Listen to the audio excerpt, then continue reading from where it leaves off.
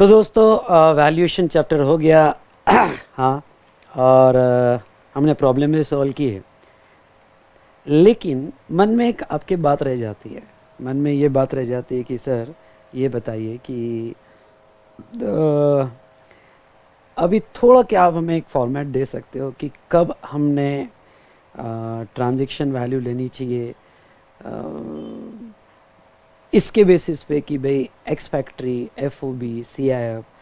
कभी आप 20% of F O B जो है वो डायरेक्ट एक्स फैक्ट्री में ऐड कर देते हो, कभी 20% of adjusted F O B आप एफ ओ बी में ऐड करते हो। तो सर थोड़ा बहुत कन्फ्यूजन है, तो क्या आप हमें एक ऐसा फॉर्मेट दे सकते हो? तो ये फॉर्मेट जो है यहाँ पे जिससे सभी चीज़ें सॉल्व हो जाए। ज़रूर ज़रूर। तो अभी आपने प्रॉब्लम सॉल्व किया, आपने लास्ट वीडियो देखा हमारा। उसके बाद में अब मैं एक फॉर्मेट बना के देता हूँ जिसमें यस बेटा कोशिश करूँगा कि ये फॉर्मेट में आपकी सभी प्रॉब्लम्स जो है ओके वो सभी सॉल्व हो जाए। चलिए, तो यहाँ पे आपको ड्रॉ करना है, आपके नोटबुक के 2 पेजेस लेना है। आपके नोटबुक के 2 पेजेस लेना है और आपको ये चार्ट, एक अच्छे से चार्ट आपको ड्रॉ करना है। ठीक है, उसका आपको ये कैसे अरेंज करना है मैं बता देता हूँ। पहले तो टाइटल देना है डिटर्मिनेशन।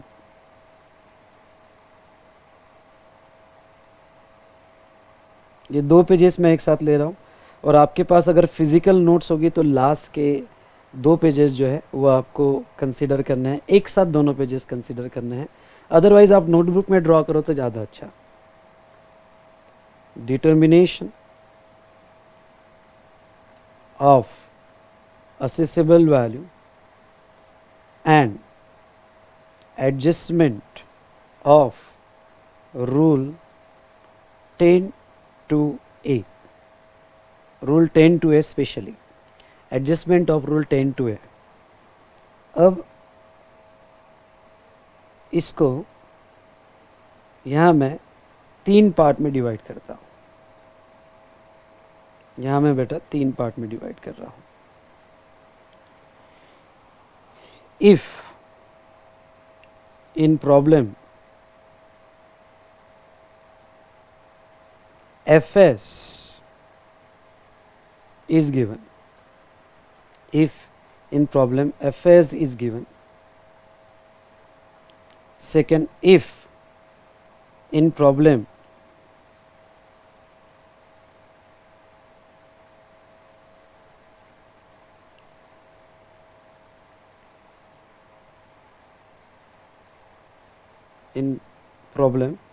थोड़ा ज़्यादा स्पेस पहले वाले पार्ट को रखना।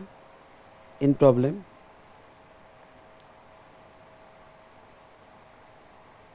FOB is given, और last if in problem CIF is given, CIF is given। ठीक है, अब आपको प्रॉब्लम सॉल्विंग के लिए डिसीजन लेना है कि प्रॉब्लम में FS दी है या FOB दी है या CIF दी है। ठीक है, अगर आपको प्रॉब्लम में FS दी है तो यहाँ पे आपको 2 पार्ट्स करना है। FS दी है तो 2 पार्ट करना है।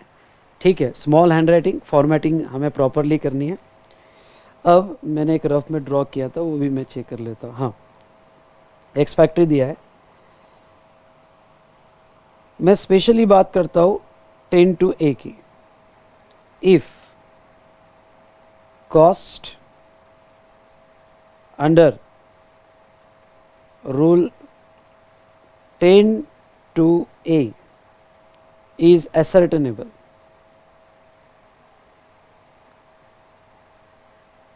and second if cost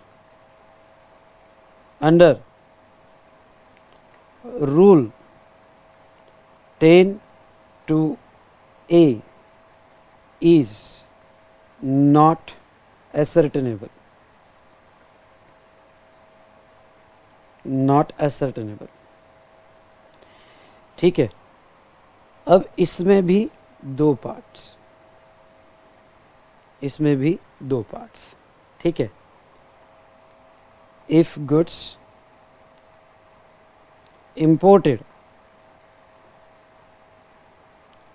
imported by vessels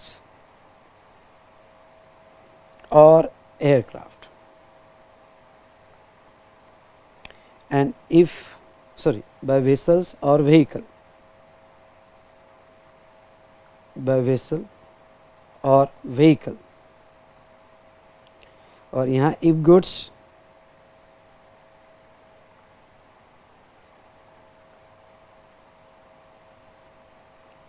imported by aircraft,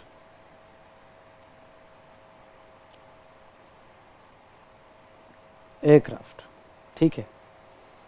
if goods imported by vessel और if goods imported by aircraft, अब एयरक्राफ्ट में ascertainable भी होगा तो भी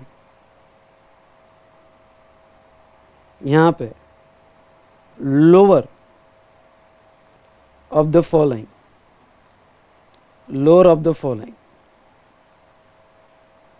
यहाँ actual rule 10 to a cost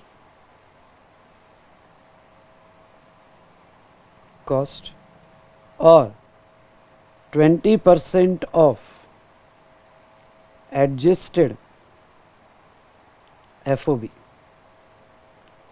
और नॉट असर्टेनेबल होगा, कम ऑन, नॉट असर्टेनेबल होगा तो ये भी 20% ऑफ एडजस्टेड FOB ना। अब बेटा अगर आप असर्टेनेबल है और वेसल और व्हीकल से ला रहे हो तो सब फिर एक्चुअल बेसिस पे ऐड करना है, और प्राइस आपको FAS बेसिस दी है, प्राइस आपको FAS बेसिस दे दी है, तो फिर सब एक्चुअल बेसिस पे आपको ऐड करना है। मतलब क्या, और अगर नॉट असर्टेनेबल है 20% FOB और ये जो है 20% ऑफ FOB। अब ध्यान से देखिएगा इन दोनों के लिए आपका फॉर्मेट कैसे होगा, फॉर्मेट देख लो। डिटर्मिनेशन ऑफ, मतलब दोनों के लिए format determination of accessible value, कैसे निकलेगी आपकी असेसेबल वैल्यू। ध्यान से देखिएगा, ये असेसेबल वैल्यू आपकी जो निकलेगी इसमें सबसे पहले सॉरी मेरे से एक गलती हो गई, FAS नहीं चाहिए यहाँ पे, प्लीज़ करेक्ट कर लो। एक्स फैक्ट्री प्राइस दी, FAS तो मोस्टली नहीं देंगे आपको देंगे एक्स फैक्ट्री देंगे। एक्स फैक्ट्री आपको एक्स फैक्ट्री प्राइस दी जा रही है, FOB दी जा रही है और CIF, तो यहाँ एक्स फैक्ट्री कर लेना, ठीक है। तो अब डिटर्मिनेशन ऑफ असेसेबल वैल्यू, सबसे पहले तो एक्स फैक्ट्री प्राइस ले ली जाएगी,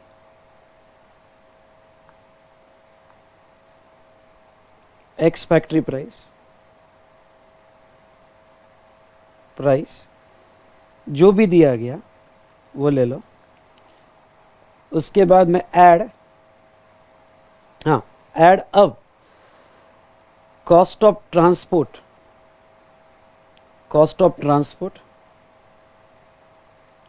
इन द कंट्री ऑफ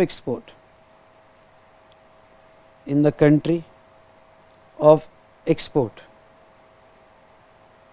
ठीक है। ये जो है ये 10 to A में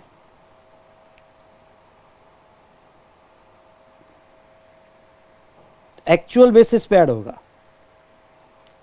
10 to A में एक्चुअल बेसिस पे ऐड होगा, ठीक है। जो भी एक्चुअल बेसिस पे वो ऐड करो। फिर ये ऐड होने के बाद ध्यान से देखना, तो क्योंकि हम सभी असर्टेनेबल है, सभी असर्टेनेबल मतलब वो पांचों कॉस्ट असर्टेनेबल है, तो ये आ जाएगी यहाँ पे FAS प्राइस, ये आ जाएगा आपका FAS। फिर फॉर्मेट इस पे चलना, FAS, फिर add loading etcetera at load port, वहां की लोडिंग वगैरह, ये भी 10 टू ए में एक्चुअल बेसिस पे ऐड कर रहे हैं क्योंकि सभी एक्चुअल अवेलेबल है, ये आपने ऐड कर दिया, ठीक है। ये आ जाएगी आपकी, ये ऐड करने के बाद एफओबी, एफओबी आपका आ गया। ऐड एडजस्टमेंट, एडजस्टमेंट अंडर 10(1), 10(1) की सभी एडजस्टमेंट्स, ये ऐड करने के बाद आ जाएगा आपका एडजस्टेड एफओबी, एडजस्टेड एफओबी, ठीक है। ये आपका एडजस्टेड एफओबी आ गया। उसके बाद में नेक्स्ट ऐड आपका कॉस्ट ऑफ ट्रांसपोर्ट, जो वहां से यहां तक का है 10 टू ए, वो भी एक्चुअल बेसिस पे, वो भी एक्चुअल बेसिस पे। और नेक्स्ट ऐड इंश्योरेंस,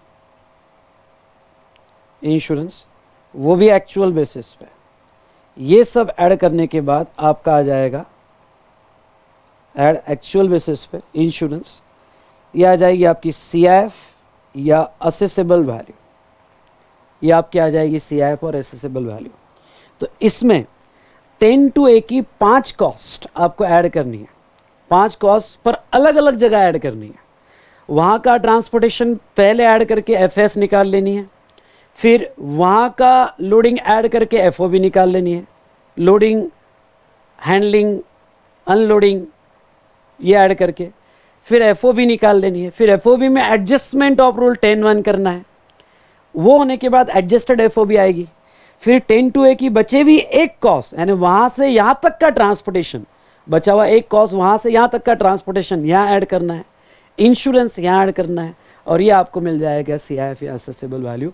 इसमें मैं ये कहना चाहता हूँ कि ये कॉस्ट और ये कॉस्ट, और कि ये तीनों सभी असर्टेनेबल है, एक्चुअल बेसिस पे है, वेसल या व्हीकल से गुड्स लाया हुआ है, वेसल और व्हीकल से गुड्स लाया हुआ है।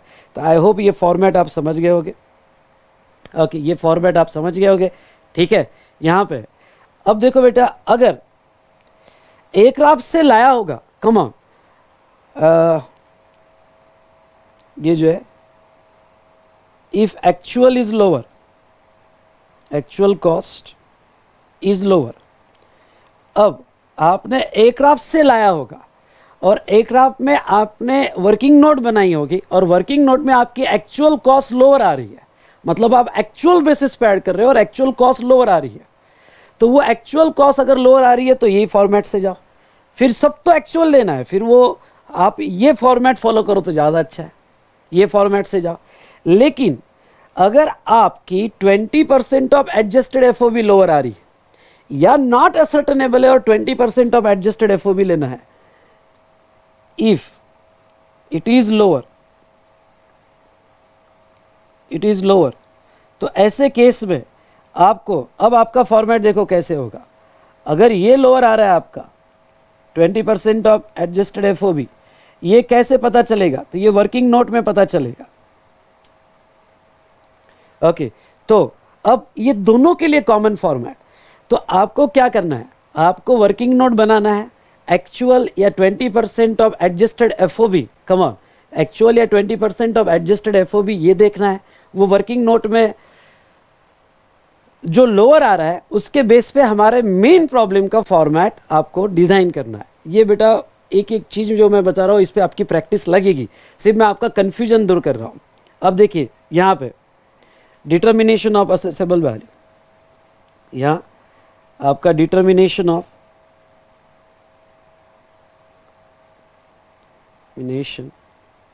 ऑफ असेसेबल वैल्यू, ठीक है। इसमें फिर क्या आएगा, इसमें पहले एक्स फैक्ट्री आ जाएगा, एक्स फैक्ट्री आपने ले लिया, ठीक है। और ये एक्स फैक्ट्री में अब रूल 10(1) की एडजस्टमेंट आ जाएगी, रूल 10(1) की एडजस्टमेंट ये आपको ऐड करना पड़ेगा, जितनी भी एडजस्टमेंट है। अब आपको प्लस आपको अब rule 10(2)A direct ex factory में, हाँ डायरेक्ट एक्स फैक्ट्री में रूल 10, ध्यान से देखिएगा, 10(2)(a, cost of transport, cost of transport, just a minute,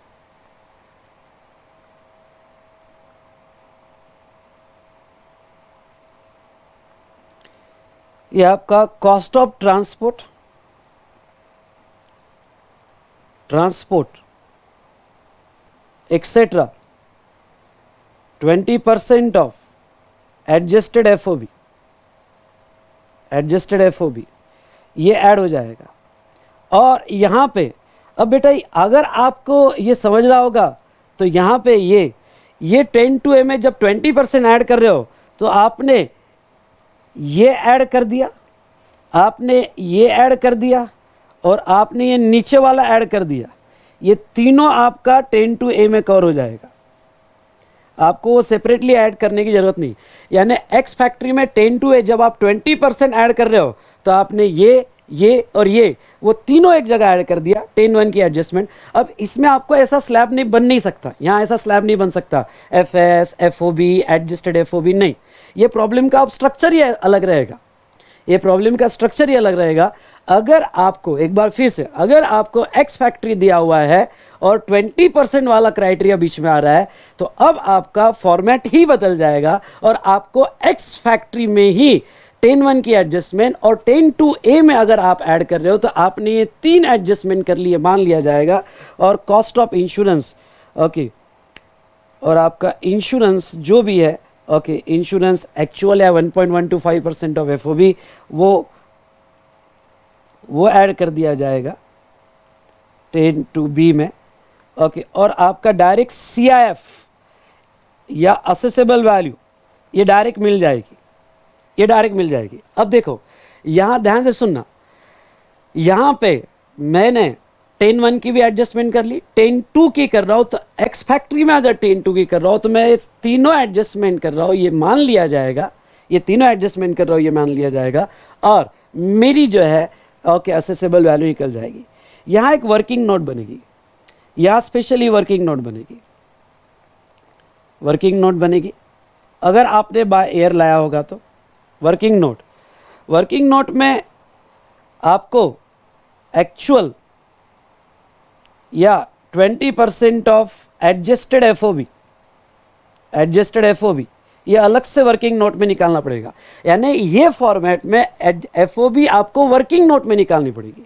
actual में आपका वहां क्या क्या रहेगा वर्किंग नोट में, cost of transport, cost of इसको मैं और सिंपल वर्ड में लिखता हूं समझ में आएगा, freight at load port, freight at load port,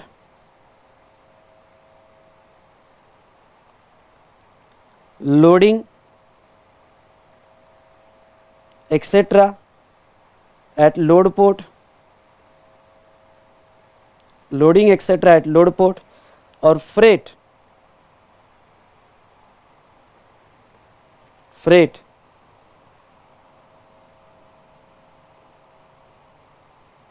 from foreign port, foreign port to India, ये जो आएगा आपका एक्चुअल आएगा, आपका एक्चुअल आएगा।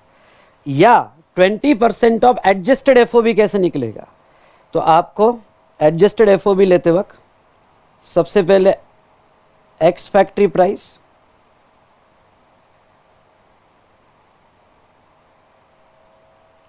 एक्स फैक्ट्री प्राइस लेना पड़ेगा, मतलब आपको पूरी एफओबी निकालनी पड़ेगी। उसमें आपको freight at load port, load port यानी एक minute sorry,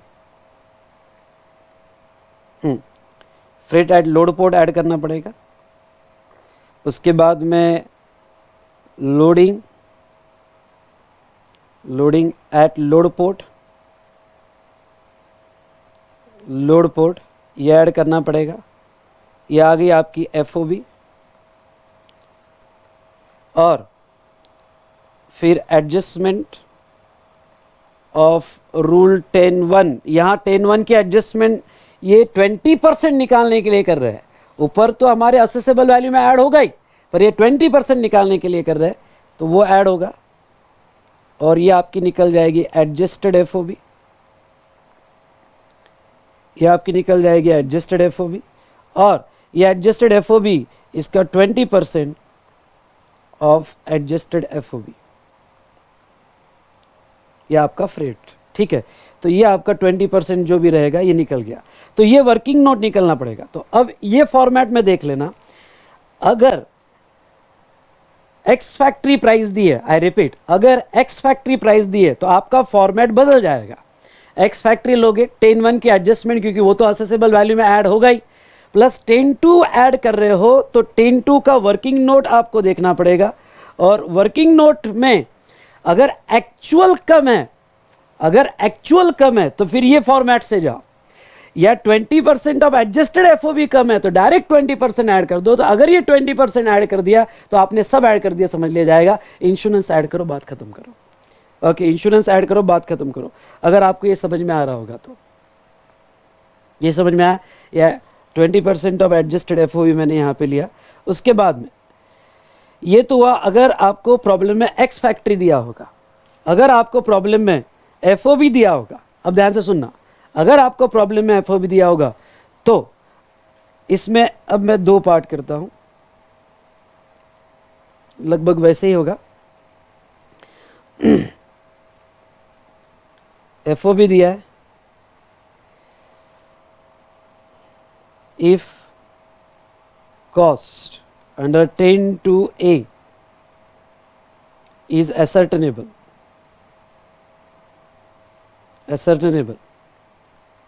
and second, if cost under 10(2)(a is not ascertainable,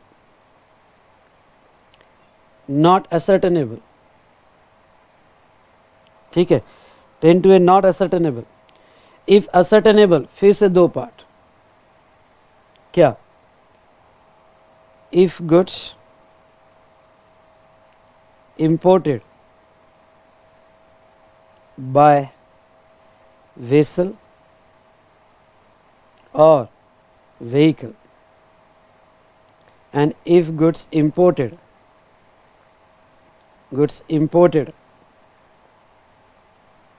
by aircraft, अगर एयरक्राफ्ट होगा तो फिर से दो part,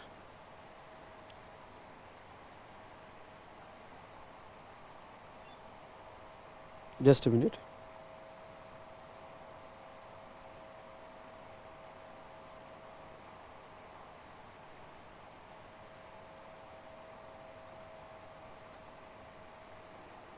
if goods imported by vessels or vehicle, and here if goods imported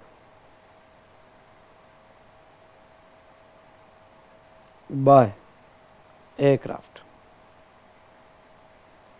if goods imported by aircraft, if goods imported by vessel और vehicle, और ascertainable है बेटा, ascertainable है, ठीक है, 10(2) है, तो यहाँ और एयरक्राफ्ट के केस में फिर से दो पार्ट्स, कौन से दो part, if actual 10(2)(a cost is lower,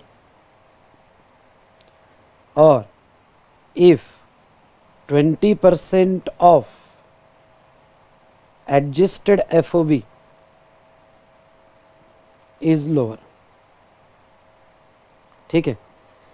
तो अगर एक्चुअल लोअर है और ये दोनों केस में क्या होगा, और यहाँ पे इन दोनों केस में क्या होगा, यहाँ पे इन दोनों केस में क्या होगा, not ascertainable, 20% of adjusted FOB।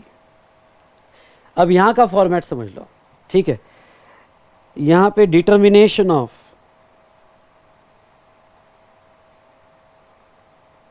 Accessible value, determination of accessible value, इसमें देखो क्या लिया जाएगा, पहले एफओबी ली जाएगी, क्योंकि प्रॉब्लम में एफओबी ही दी हुई है, ऑप्शन ही नहीं है, प्रॉब्लम में एफओबी दी हुई है। उसके बाद में ऐड एडजस्टमेंट ऑफ रूल 10(1), तो ये प्रॉब्लम में दिया हुआ है, ठीक है, ये प्रॉब्लम में दिया है एडजस्टमेंट ऑफ रूल 10(1). आपने वो सब एडजस्ट करने के बाद आपकी एडजस्टेड एफओबी आ गई, एडजस्टेड एफओबी आ गई, ठीक है। अब ये एडजस्टेड एफओबी आने के बाद यहां पे add rule 10 to cost, 10 to cost, इसमें a cost of transport, cost of transport etcetera, actual, तो जितना एक्चुअल दिया है वो ऐड कर रहे हो।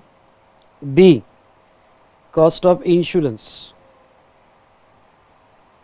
कॉस्ट ऑफ इंश्योरेंस, जितना एक्चुअल दिया है वो ऐड कर रहे हो।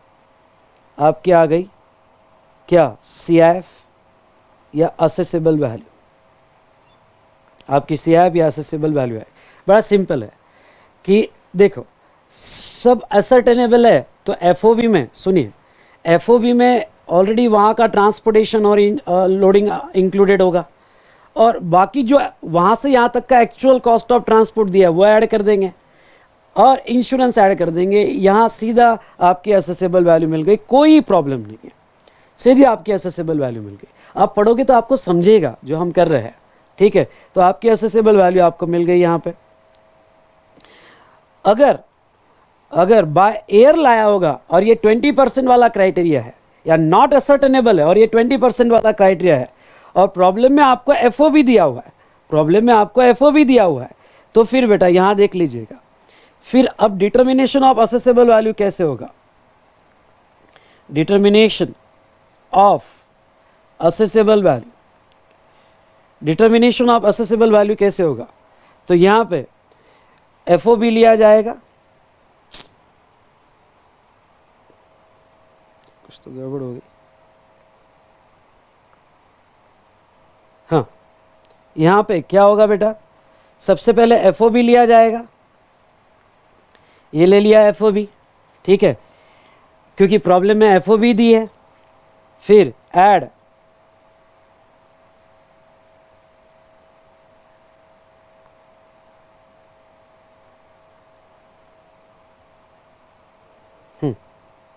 सबसे पहले आपकी एफओबी ली जाएगी,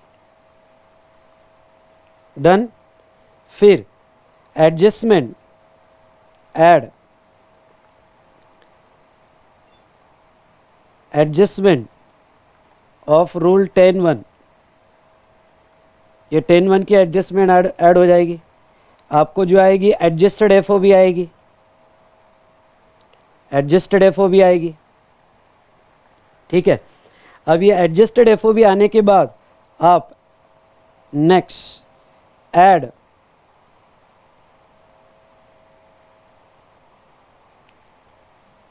adjustment of rule 10(2), A cost of transport etcetera etc 20% of adjusted FOB, क्योंकि वो आपकी कम है तो वो आप ऐड करोगे, 20% ऑफ एडजस्टेड एफओबी वो आप ऐड करोगे। उसके बाद में बी कॉस्ट ऑफ इंश्योरेंस, जो भी एक्चुअल है 1.125% वो आप ऐड करोगे, आपकी आ जाएगी यहाँ पे सीआईएफ या असेसेबल वैल्यू, ये आपकी मिल गई। अब ये प्रॉब्लम में नोट, बड़ी इंपॉर्टेंट नोट है बेटा, और वो क्या, ये प्रॉब्लम में नोट ये है कि हम 20% ऑफ एडजस्टेड एफओबी में ये अज्यूम करके चलते हैं, ध्यान से सुनना, 20% ऑफ एडजस्टेड एफओबी में ये अज्यूम करके चलते हैं कि वहाँ का ट्रांसपोर्ट और वहाँ का लोडिंग इसमें आ गया, पर इसमें एफओबी में भी वहाँ का ट्रांसपोर्ट और लोडिंग आ गया, और यहाँ पे भी वो प्रिज्यूम कर लिया, तो यहाँ डबल एडिशन होगी, पर होगी बेटा, यहाँ कोई दूसरा ऑप्शन नहीं है। अगर एफएस दिया होता तो हम एफएस में डबल एडिशन नहीं करते, हम एफएस में डबल एडिशन नहीं करते, पर यहाँ पे एफएस नहीं दिया गया है। ओके, यहाँ पे एफएस नहीं दिया गया है, यहाँ पे बेटा एफओबी दिया है, तो कोई दूसरा ऑप्शन आपके पास नहीं है। तो यहाँ जो है ओके, एक नोट बड़ी आएगी, नोट ये आएगी, cost of transport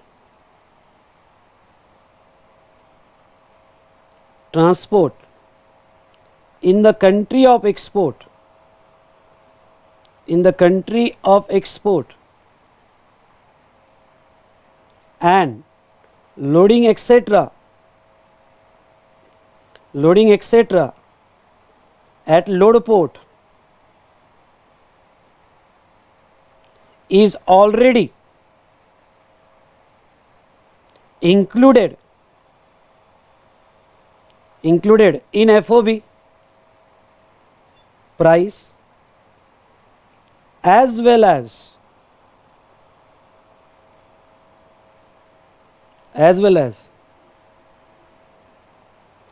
it is presumed to be included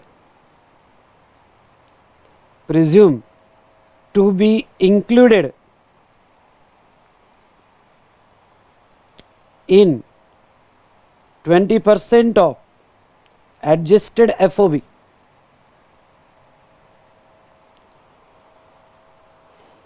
It leads to double addition.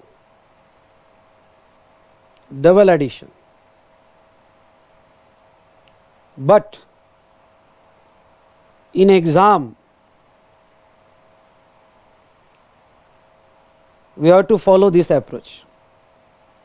We have to follow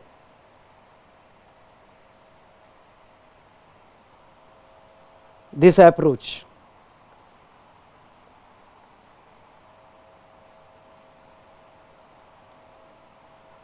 Because FOB price is given.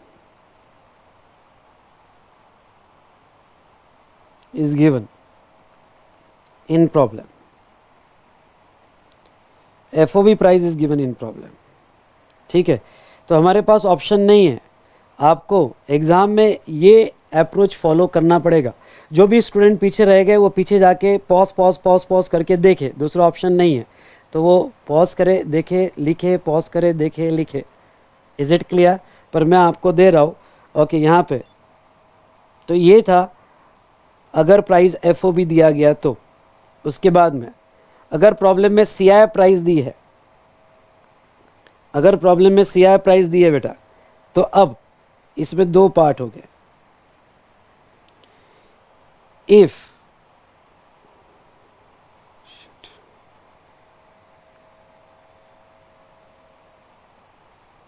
ध्यान से देखो, if goods is imported by vessels or a vehicle, and next if goods imported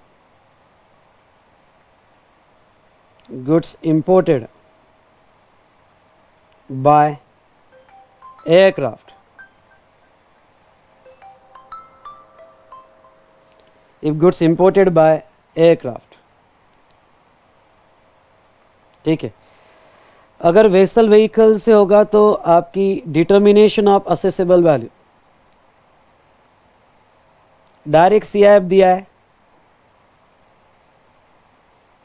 okay, और CIF में transportation insurance included है, तो वो जो भी इंक्लूडेड होगा एक्चुअल बेसिस पे वो होगा, तो आपकी असेसेबल वैल्यू CIF ले ली जाएगी। ऐड उसमें एडजस्टमेंट ऑफ रूल 10(1) अगर कोई थर्ड पार्टी पेमेंट हो गए तो वो ऐड कर दो।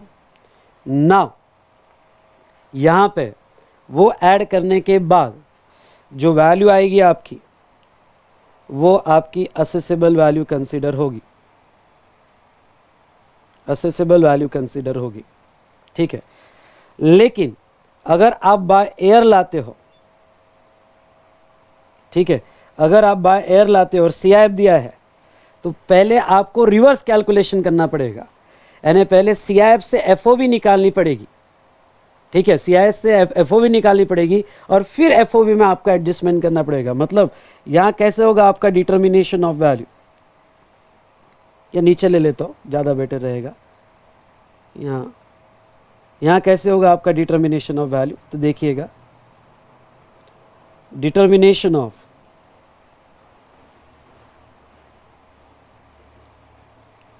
असेसेबल वैल्यू, आप क्या करोगे, पहले सीआईएफ प्राइस लोगे लेस फ्रेट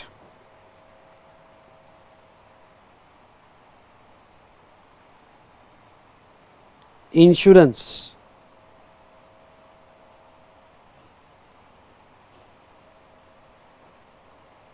अब जो बचा वो आपका ही FOB,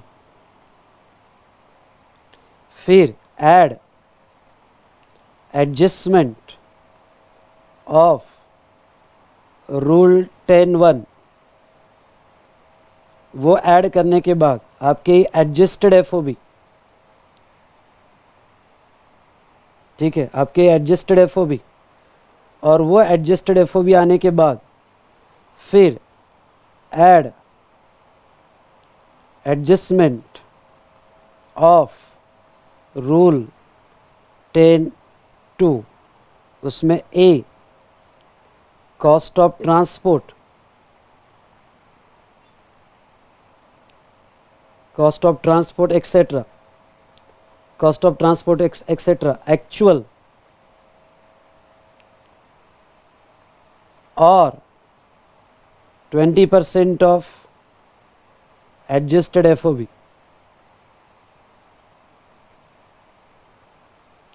whichever is lower. B cost of insurance, cost of insurance, ये आपकी आ गई असेसेबल वैल्यू, ये आपका आ गया accessible value. I hope you understood. Okay, तो यहाँ मैं आपको कह दूं, यह आपका असेसेबल वैल्यू यहाँ आ जाता है, यह आपका आ गया असेसेबल वैल्यू, ठीक है दोस्तों। तो मैं आपको ये कह देता हूँ, ये पूरा फॉर्मेट मैंने यहाँ दिया है, जिसको विजिबल है वो यहाँ ड्रॉ कर सकता है, मैं फुल स्क्रीन कर देता हूँ। पर एक बार फिर से समझ लो प्रॉब्लम में करना क्या है। प्रॉब्लम में एक ही प्रॉब्लम दो अप्रोच से सॉल्व नहीं करना है। प्रॉब्लम में डेटा कैसे दिया है, एफएस बेस दिया है तो ऐसे सॉल्व करना है, एफएस नहीं एक्स फैक्ट्री बेस दिया है तो ऐसे सॉल्व करना है। I repeat, ex factory base दिया है तो ऐसे सॉल्व करना है, और एफओवी बेस दिया है तो ऐसे सॉल्व करना है। यहाँ डबल एडिशन होगा बस, स्पेशली 20% के केस में वो प्रेजेंट करके दो, और सीआईएफ दिया है तो ऐसे सॉल्व करना है। यहाँ पे भी वो 20% के क्राइटेरिया में जब ऐड करोगे तो प्रिज्यूम करके चलो डबल एडिशन होगा, दूसरा कोई ऑप्शन नहीं। तो ये दो ऑप्शन यहाँ पे दिए बेटा, स्क्रीन पे आप देख रहे होगे तो अच्छी बात है, देख लो आप स्क्रीन पे, मैंने ड्रॉ करके दिया है, नहीं तो यही वीडियो आप पॉज कर करके मैं जो जो लिख रहा हूँ वो जो है वो यहाँ पे लिख लीजिएगा। बस यही बेस अप्रोच है, इसलिए बहुत से स्टूडेंट्स के सवाल होते हैं कि हम क्या अप्रोच फॉलो करें, तो मैंने दे दिया। प्रॉब्लम में एक्स फैक्ट्री होगा तो कैसे, एफओबी होगा तो कैसे, और सीआईएफ होगा तो कैसे। तो ये एक आप देख लो एक बार।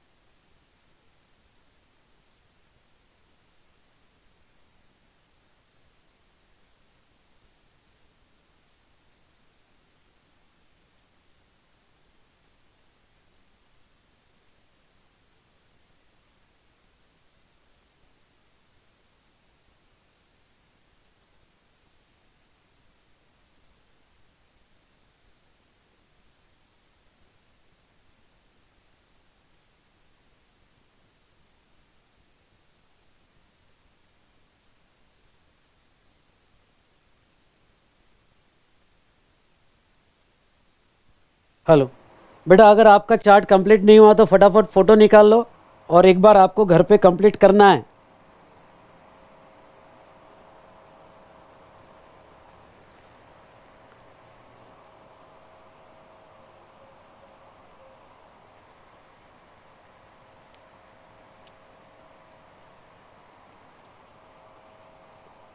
फटाफट आप फ़ोटो निकाल लीजिएगा और एक बार आप घर पे कंप्लीट करना है।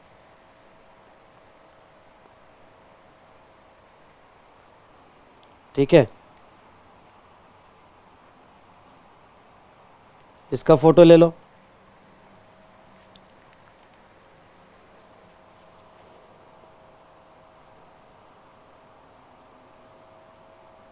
उसके बाद में यहाँ इसका फ़ोटो ले लो।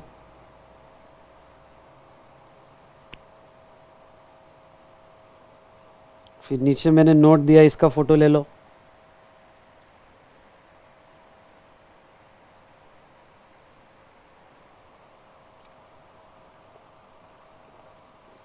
उसके बाद में इधर इसका फ़ोटो ले लो।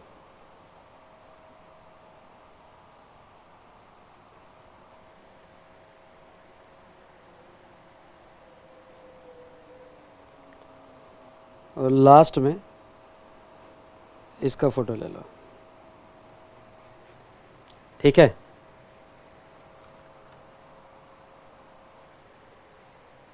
चलिए, तो बेटा आप ट्राई करके देखिए, एक बार पूरा चार्ट खुद ड्रॉ करके देखना, फिर प्रॉब्लम्स देख लेना हमने कैसे कैसे सॉल्व किया, आपको बहुत अच्छे से समझ जाएगा। इस तरह से ये जो आपका प्रॉब्लम था यहाँ पे कि सर ये वैल्यूएशन में अप्रोच कैसे यूज़ करना, तो ये मैंने यहाँ एक्सप्लेन किया है। चलो, यहाँ हमारा ये वैल्यूएशन का चैप्टर ख़त्म होता है। ठीक है, ओके।